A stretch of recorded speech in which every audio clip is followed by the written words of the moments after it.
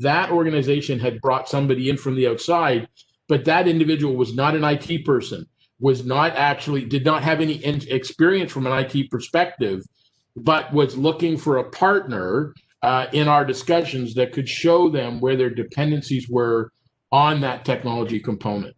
So in every case, what we see is there is a desire for the organization to evolve in a way that requires a more inclusive and bigger picture set of thinking around their IT, how they're deploying it, and how it supports the business strategy. What we see, unfortunately, in many organizations is IT, often it reports to a CFO or reports inside of finance. It's constrained in how it's able to talk at those levels. It typically is seen as a cost center, not as a strategic asset. And so, unfortunately, what we see most commonly, which is one of the reasons why we start this series of workshops around how to become a digital leader, is very often as the organization starts to grow and its strategy expands, they end up going outside the organization to bring in that change agent. They're looking at somebody who's going to come in and look and work at a more strategic level. We have two key examples of that where we were dealing inside of accounts with very strong IT leaders, but they weren't able to make that transition to business leader. They weren't able to get into the boardroom, as we like to talk about it, and have a conversation that resonated with that audience and that audience was able to relate to. And so from that standpoint, that for us is always a little disappointing. We're happy to have individuals walk in who are in and of themselves by career digital transformation specialists, digital leaders. That makes our life very much easier, because then everything we want to talk about related to planning, etc., is easier to communicate. But we would rather, in all fairness, work with individuals inside organizations today that understand the IT landscape, understand many things about how they're delivering to the client, and we want to help them lift their input to the business to that more strategic level. That's that transformation to enable them to either respond to the pressure that they're being given or be the catalyst that creates the pressure for change without the organization having to go outside. So my last common thing to share is that the delta between those two types of roles and individuals in those roles is in that digital transformation leadership. There is a all-encompassing big picture look at where the business strategy is, what's happening in the business, and how they need to deliver IT infrastructure, IT services, IT innovation to support and better enable the accomplishment of that business strategy, and or at the very minimum, not be an obstacle or constraint. So that we're seeing many organizations bring in individuals from the outside. They bring that bigger understanding of the strategy of the business, and they then are very focused on how do I deliver infrastructure that will become a catalyst for that strategy being achieved. And they're looking to collaborate with somebody. They're not just focused on, that's one of the other biggest pieces, is they don't believe that they have to have all the answers. They just know it's really important for them to have the right questions. So Brandy, hopefully that helps, but that really is an encapsulation of what we see with a digital leader, is that they are intimately aware of the business strategy and intently focused on developing technology deployments that support that business strategy. Brandy, that's it. Thanks, Andrew. That's a great amount of insight. And I know we've worked with so many clients that have really shifted the conversation from the types of conversations we were having a year ago. And so if it's us with our clients, what kind of conversations are they having and how they're shifting with their own customers and their suppliers throughout the course of the last year and beyond?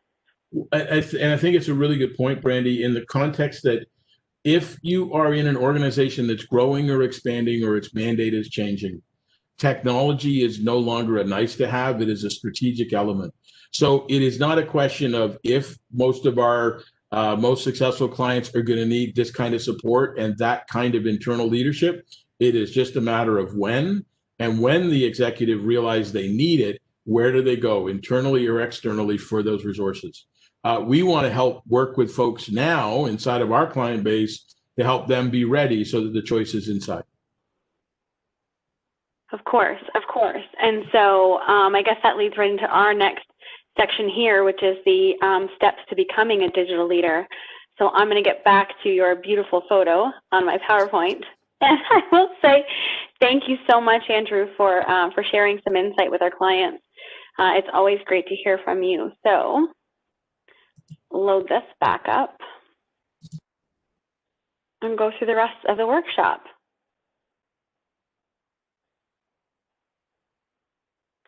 So how do you become an effective digital leader? There's 5 steps. So we're about to dive in. But before we do, I do want to say that it's important to remember this is not a set it and forget it type of task. Real change may start with one, but it is successful because of the shifts of many within the organization. And that digital leader, once again, is that critical component of a successful digital transformation, because a digital transformation does not always mean that it's successful. And it doesn't mean that it has to on its first try, and people who expect it to are setting themselves up to be really disappointed, as we'll kind of dive into. So those 5 steps to becoming a digital leader, what's the first thing you've got to do? You've got to reframe your perspective. You've got to start by challenging your core beliefs, what you've always thought about your business. Start to challenge them. It doesn't make them wrong, but everything's open to be challenged. Have you considered that your core beliefs might actually be your blind spots? And then how about challenging them against today's business climate? What about tomorrow's? We all know the world is changing. I'm not even going to go there with the C word or P word or whatever, but just things are changing and things are always going to change, and there's always something new on the horizon. And as always, status quo is just the detriment of progress. So if you've got to reframe your perspective, how are you going to do it? One way is something called a challenge what you know workshop. It's where you actually try to flip each core belief to the opposite and see what happens. Now think about that for a second. Take a core belief inside your business and try to flip it to the opposite. I'll show you. Identify how and when those new beliefs would work, and then check it against competitive actions. And after this exercise, are you able to say that any of those core beliefs can be modified or dropped? What? If you change your perspective, you can change your business model. And here's an example of a famous challenge what you know workshop. We don't know who originated, but somebody did, because we have gone from what was once our customers want to own the product and will buy an upgrade through a transactional model. That used to be the status quo, the core belief. And somewhere along the way, that has been challenged, and it's now become our customers want the product's benefits and will embrace a subscription or an as-a-service model. And that has gone way beyond software. That's gone into our viewing habits, into our consumption models, into things that we do in our personal life and in our professional life, things we use as parents. Any different aspect of our lives are affected by this core belief shift. And there's many smaller ones that you can apply that may actually only apply just to your business. But it's really taking the time to challenge what you know in your business today. So really, what might you challenge in your own organization?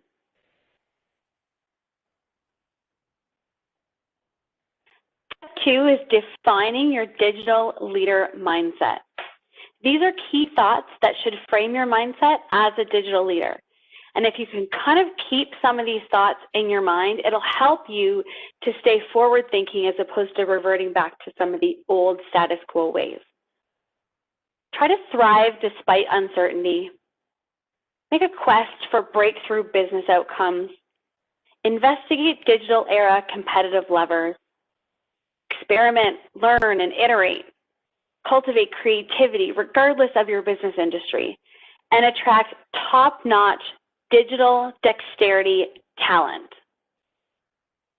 That's a lot. but that's a powerful one in and of itself.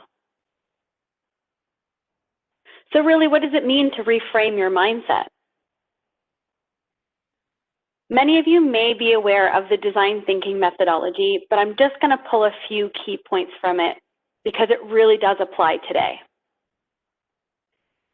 A key piece of design thinking is prototyping, and it's all about prototyping new ideas. Prototyping creates processes just good enough to be tested, which then leads to feedback and data to improve.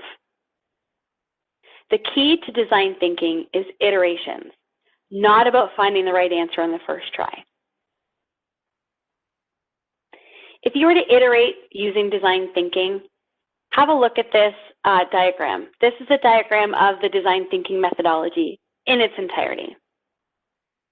You're looking at ways to empathize, to help define the problem, and then of course defining the problem, ideate, learning from prototypes to spark new ideas, prototyping and testing. Those are the key elements of design thinking, but the most important pieces in this diagram are not the boxes and are not the arrows moving left to right. It's all those arrows moving backwards, pushing you back through the process, challenging you to take what you've learned that time and go back and run through the process again and again and again until you in fact get it right. I can say with certainty that this is a challenging process. We use the design thinking methodology at Next Dimension through a few key corporate initiatives, and I'm lucky enough to be on one of the project teams. And it's fascinating, it's challenging, and it will definitely challenge your core beliefs, but the things you may uncover inside of your business, you'll never look at your business the same way. Step 3 is to change your brain's monologue. Sounds heavy. But a digital leader does drive business with an agile mindset, leading change. They're more of a coach than a manager. They steer their team through challenges and they help them guide the team. And a successful transformation requires leaders to collaborate well with others, and in many cases, it's not just their equal counterparts. It's those above and below them in the hierarchical chain inside their business. And the more people that you bring in, especially with the same forward-thinking mindset and open-mindedness with a willingness to collaborate, those are going to be the people that help you support this new brain monologue of yours.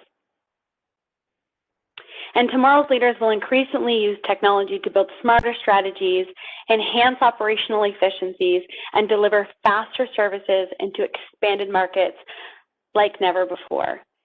And every business leader that we speak to, this is what they're looking for. This is what they're trying to do. And shifting your mindset and focusing on a digital leadership and digital transformation strategy will help to deliver on this exact aspect. Step 4 is reinforcing the new mindset.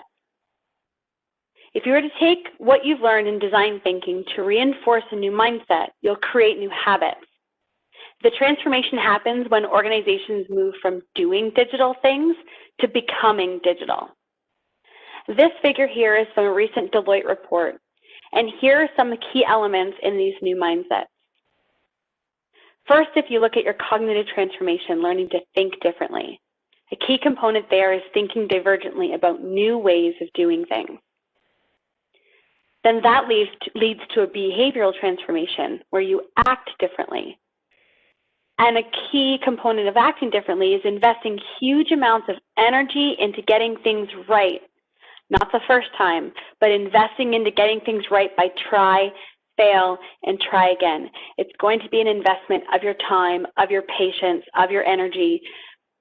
But once you get it right, it will transform your business and you will be successful for quite a long time.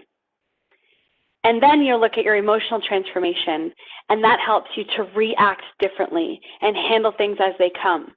And that's like tolerating an environment of risk and ambiguity, just realizing and recognizing that that is a critical and a normal piece of business moving forward, being able to tolerate some risk and ambiguity. The final step is amplifying behaviors with experiential learning. Right there is that graph and chart of the experiential learning model, where you go through, you experience something, then you share it, and then you try to create a process what you've just experienced. Then you try to generalize it and apply it to your own business, and then run through it again. And the more and more you do this, you learn by experiencing and then applying it to your own business. It can be used to strengthen a specific trait or even a general process. For example, for cultivating creativity and innovation, consider doing something like hosting hacking events or touring companies that are known for those types of traits. And if you don't know what those hacking events are or could be for your business, Google it. That's a beautiful thing about the information sharing that's available online. All of us who are talking about this today, we're not the first ones to talk about it, but we happen to be speaking about it today in our market for our audience, for our clients, to help support what they need. But we're not the first ones, we're not the pioneers. So there's plenty of information available out there. So now that we've covered where the need for a digital leader comes from and how to create a digital leadership mindset, let's leverage our tool to determine if you are in fact a natural digital leader. It's time to assess yourself. I'm going to take you through a little bit of our assessment methodology as we were coming up and cultivating and publishing this assessment for our clients. A successful digital transformation does begin with the selection of your company's digital leader. We know that. The assessment tool here will define your digital leadership skills, and it will identify any qualities to improve. And as a well-rounded digital leader, you will launch, complete, and continue to optimize your company's digital transformation. There are 35 questions in total in this assessment, and these are thought-provoking questions to help you assess yourself against proven traits of successful digital leaders. I'm going to run you through just a few of those 35 questions now so you can kind of get a sense of the tool itself before you use it. We ask questions like, I use digital tools like analytics to monitor customer feedback and needs. I identify as an early adopter of new digital tools. I challenge my team to share their opinion concerning the latest developments within the industry. I encourage my team not only to evaluate but interpret data to prepare decisions. And I involve my team during the implementation of new tools. So those plus 30 more questions will then give you your results where you'll be able to spit out and understand where you sit as far as being a natural digital leader. And if you've used any of our assessment tools in Next Dimension, you'll know that we use the same standard of providing results. It's either optimal, suboptimal, or there's a gap. And this tool is no different. So optimal, if your results come back and you're an optimal as a natural digital leader, that's great, congratulations. Your skills are primed for the role as your organization's digital leader. And your way of accessing and sharing knowledge and the way you connect with your team suggests you are poised to handle your initial digital transformation as well as that ongoing digital optimization. If it's suboptimal, you're getting there. You definitely have some key digital leadership qualities, but there are some areas for improvement. You can have a look at some results where you did not agree with some of the statements and determine if there's maybe a means to improve in those areas. And if there's a gap, that means the organization is still looking for a solid digital leader, and there are plenty of opportunities to improve your skill set so that you maybe become the next natural digital leader that your organization requires. Okay, great, right? How do I get it? How do I get the assessment? So you can visit our website. There's the link there. I'll throw it up in the chat box as well. And it will also be sent out to all of the attendees today, along with a post-event survey. So if you can make sure to fill out both, that would be really great for us, because as we continue, again, this is just the first of 3 workshops. So as we continue down the road of talking about digital transformation, it's going to be really important that we find and curate and provide the kind of information and leadership direction and insight that you're looking for so that you can remain successful into 2021 and beyond. So with that, I will ask if there's any questions. And also, again, don't forget to RSVP. Our next workshop is Be Ready to Fail Fast, January 19th. So if we're talking all about failing to start the year, talk about flipping something on its head. Of course, you'll be able to register there, heading onto our website, just looking for the link about digital leadership, and you'll find our entire workshop there. So I will stop sharing and see if we have any questions.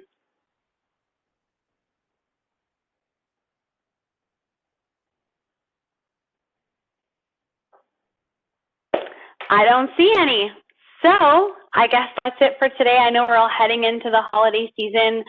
I hope everyone stays safe and enjoys their time, virtually with family, and finds some time and enjoys some holiday spirit, and it comes back and invigorated for the new year, and we know we'll be right here with you. So enjoy the rest of your Tuesday afternoon, and it was so great to spend this afternoon with you. Thanks, everyone.